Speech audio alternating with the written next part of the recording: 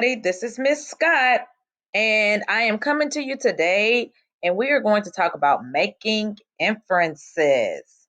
Let's get started. So, let's talk about accessing your prior knowledge. Okay, I want you guys to read the scenario below and see if you can guess what's going on. Matthew entered the classroom. Suddenly, he heard thunder, saw the sky turn black, and a flash of lightning. Can you guess what Matthew was about to see? Let's think about it. Well, if you said a thunderstorm, you would be correct. Believe it or not, you just made an inference. What does it mean to make an inference?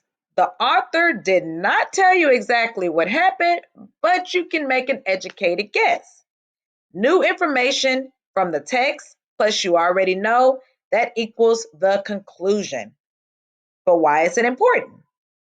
Well, it helps you better understand the stories, find the main ideas, and how to react to a certain situation. So now we're going to look at some examples and we're going to try to see if you can infer what's going on. So the question is, what did Kelly get on? Kelly put on her helmet. She checked her brakes and her tires. Then she got on and sped away. So the text says Kelly put on her helmet. Let's think about some stuff that you know you need a helmet for. Okay. Then it says she checked her brakes and tires. Well, what things have brakes and what things have tires? And then it says she got on and sped away. Well, let's think about it. What are some things that you can speed away on that have brakes, tires, and you need a helmet for? If you inferred that Kelly got on a bicycle, you would be correct. Good job. Let's keep going. What game were Joe and Tina playing? Okay, says Joe hid quietly in the coat closet. He could hear Tina counting in the kitchen. Don't make a sound, Joe thought. I wonder what game they were playing. Maybe something you might have played already. Well, let's go ahead and see. The text says that Joe hid quietly in the closet. What game can you think about where you might have to hide? Okay, Tina started counting in the kitchen. Maybe some of you have played this game either at home or maybe even at recess. Don't make a sound, Joe thought. Well, what game would you play that you wouldn't have to make a sound?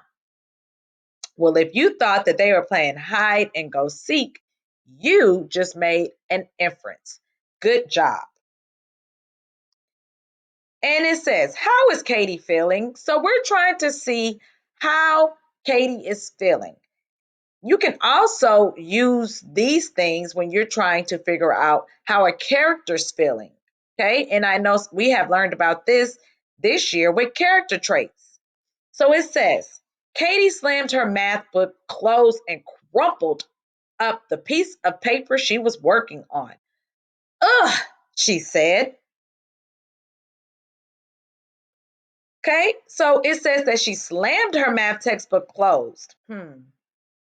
So what would you be feeling if you slammed your book closed? She crumpled up the piece of paper that she was working on. Okay, and then it says, ugh. Well, if you inferred that she was either frustrated or upset, then you would be correct with your inference.